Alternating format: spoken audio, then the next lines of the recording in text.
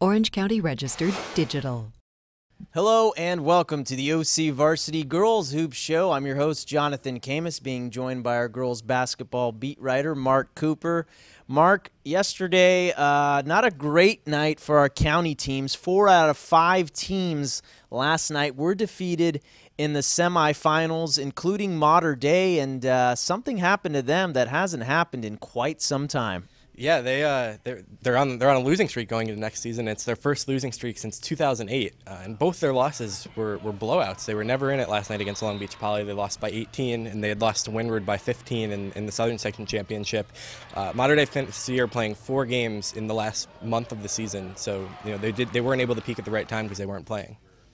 That'll hurt you, a little bit of rust too, but some other county teams, Troy and El Dorado, losing as well. Yeah, El Dorado, I was at El Dorado's game at West Torrance last night, and they were down 18 at halftime, came back, tied the game in the fourth quarter. Their star point guard, Brooke Salas, fouled out, and they still went into overtime on a buzzer beater to tie the game a second time.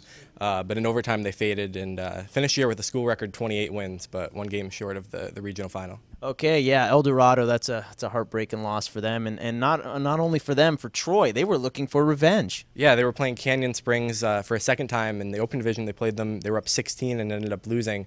And last night they were never able to get in front. They ended up losing by 10.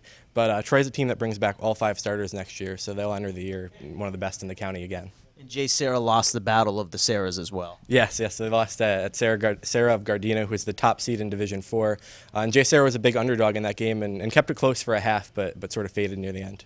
But there is only one team left standing, and that is Santa Margarita. They play on Saturday, Mark. Yep, Santa Margarita beat Lakeside last night, and their coach Matt Hauser, every time I talk to him, he's amazed because they have a senior point guard, Zaire Williams, who carries them. She's their best defender, and she controls it. But the rest of their team is a bunch of freshmen and sophomores. They have Tori Anderson, who's their leading scorer, and Taylor Donahue and Morgan McMullen are a couple other underclassmen who contribute here and there. They play Santa Barbara, who is led by a sophomore named Amber Malgoza, who's a huge scorer. She scored 40 against Irvine this year and 36 against Lakeside. But Matt Hauser, their Santa Margarita's coach, is really excited. He said that Malgoza hasn't seen a defender like Zaire Williams yet, so he's expecting them to shut her down. Yep, Santa Margarita, boys and girls, looking for not only CIF championships, but SoCal state titles as well. Our thanks to Mark Cooper. I'm your host, Jonathan Khamis. And for more playoff updates, check out OCVarsity.com, where we've got you covered. Orange County Register. We are here in the service of Orange County.